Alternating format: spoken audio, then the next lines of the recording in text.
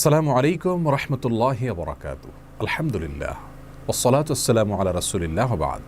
সুপ্রিয় দর্শক শ্রোতা ভাই বোন, আমাদের জীবনে এমন কিছু সময় আসে যখন দেয়ালে পিঠ থেকে যায়, যখন আমাদের নির্দিষ্ট চাওয়া পূরণ করা ছাড়া আর বিকল্প কোনো পথ সামনে খোলা থাকে না।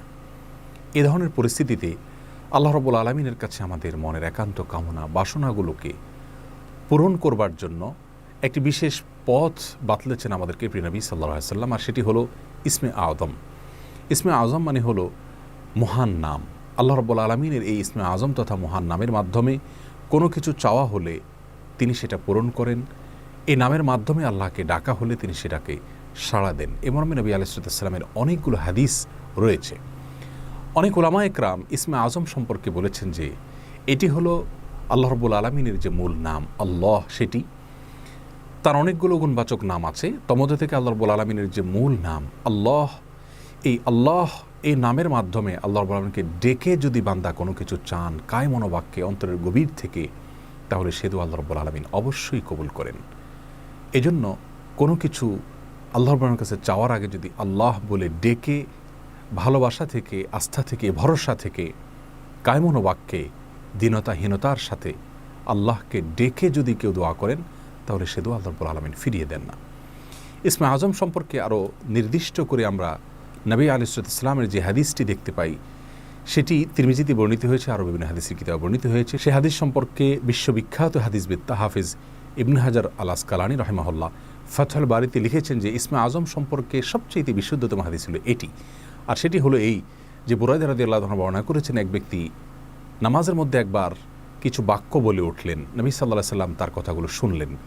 তিনি বলে উঠলেন, আল্লাহুম্মা ইন্নী আসআলুকা বিআন্নী আশহাদু আন্নাকা আনতাল্লাহ লা ইলাহা ইল্লা আনত আল আহাদুস সামাদ আল্লাযী লাম ইয়ালিদ ওয়া লাম ইউলাদ ওয়া লাম ইয়াকুল লাহু কুফুয়ান আহাদ। তার মুখে এই বাক্যগুলো শুনে নবী আলাইহিস সালাম বলেছেন, নিশ্চয়ই এই লোকটি ইসমে আযম পাঠ করেছে। ইসমে আযমের মাধ্যমে আল্লাহ রাব্বুল আলামিনের কাছে কোনো কিছু চাওয়া হলে তিনি সেটা ফিরিয়ে দেন না।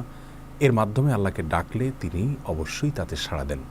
এই হাদিসের ভিত্তিতে অনেক মুহাদ্দিসিন ইকরাম বলেছেন এটি হলো সেই দোয়া যেটাকে ইসমে আযম বলা হয়, যার মাধ্যমে এটি পাঠ করার পর আল্লাহর কাছে কোনো কিছু পেশ করলে সেটাকে অবশ্যই আল্লাহ তাআলা পূরণ করেন। মনের যে কোনো ভালো আশা আল্লাহ তাআলা পূরণ করে থাকেন। দোয়াটি আবারও বলছি, আল্লাহুম্মা ইন্নী আসআলুকা বিআন্নী আশহাদু আন্নাকা আনতাল্লাহ লা ইলাহা ইল্লা আনত আল আহাদুস সামাদ আল্লাযী লাম ইয়ালিদ ওয়া লাম ইউলাদ ওয়া লাম ইয়াকুল লাহু কুফুয়ান আহাদ। যার অর্থ হলো, হে আল্লাহ, আমি আপনার কাছে প্রার্থনা করছি এ মর্মে যে, এই জন্য যে, এই ভিত্তিতে যে আমি সাক্ষ্য দেই আপনি আল্লাহ, আপনি ছাড়া সত্যিকারের কোনো মাবুদ নেই, আপনি কারোর মুখাপেক্ষী নন, আপনি একক, এবং আপনি কাউকে জন্ম দেননি, আপনাকেও কেউ জন্ম দেয়নি, এবং আপনার সমকক্ষ আর কেউ হতে পারে না। এই বাক্যগুলো পাঠ করে আল্লাহ রাব্বুল আলামিনের কাছে কোনো চাওয়া পেশ করলে তিনি অবশ্যই সেটি পূরণ করেন। কেউ যদি অত্যন্ত সংক্ষেপে ইসমে আযমের মাধ্যমে দোয়া করতে চান, তাহলে তিনি আল্লাহ রাব্বুল আলামিনের প্রতি আন্তরিকতা, ভালোবাসা, শ্রদ্ধা, বিশ্বাস, ভক্তি এবং ভরসা রেখে আল্লাহকে ডেকে ডেকে মায়ার সাথে, মমতার সাথে আল্লাহর অনুগ্রহগুলোর কথা স্মরণ করে আল্লাহকে ডেকে ডেকে তার মনের চাওয়াগুলো পূরণ করবেন।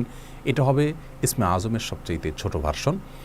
আর যদি কারোর হাতে সময় থাকে, তাহলে তিনি ইসমে আযমের যে দোয়াটি আমরা কথা বলেছি, আল্লাহুম্মা ইন্নী আসআলুকা বিআন্নী আশহাদু আন্নাকা আনতাল্লাহ লা ইলাহা ইল্লা আনত আল আহাদুস সামাদ আল্লাযী লাম ইয়ালিদ ওয়া লাম ইউলাদ ওয়া লাম ইয়াকুল লাহু কুফুয়ান আহাদ। এই দোয়াটা তিনি পাঠ করবেন, করে আল্লাহর কাছে তার চাওয়া পেশ করবেন। জীবনের কঠিন মুহূর্তগুলোতে বিশেষ করে এই ইসমে আযম পাঠ করে আল্লাহর রাব্বুল কাছে দোয়া করব, সেটা অবশ্যই আল্লাহ তাআলা কবুল করবেন যদি দোয়ার মৌলিক শর্তগুলো আমরা পূরণ করে থাকি।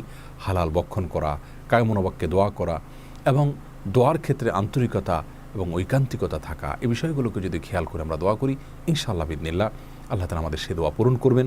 কোনো কারণে সে দোয়া যদি পূরণ হতে আমরা না দেখি, তাহলে সন্দেহাতীতভাবে আমাদের বিশ্বাস রাখতে হবে এটা পূরণ এই মুহূর্তে না হওয়ার মাঝে আমাদের জন্য কল্যাণ নিহিত আছে। আল্লাহ তাআলা এর বিনিময়ে আমাদেরকে আখিরাতে দিবেন। এছাড়াও দোয়া ইউনুসের মাধ্যমে লা ইলাহা ইল্লা আনতা সুবহানাকা ইন্নী কুনতু মিনাজ জালিমিন, এটা পাঠ করেও যদি কেউ দোয়া করেন, তার মাধ্যমে আল্লাহর বর্ণনা দোয়া কবুল করেন। এবং হাদিস বর্ণিত হয়েছে, আল্লাহ তাআলা আমাদের সবাইকে ইসমে আযমের মাধ্যমে আল্লাহর কাছে জীবনের কঠিন মুহূর্তগুলোতে দোয়া পেশ করার তৌফিক দান করুন। আসসালামু আলাইকুম ওয়া রাহমাতুল্লাহি ওয়া বারাকাতুহু।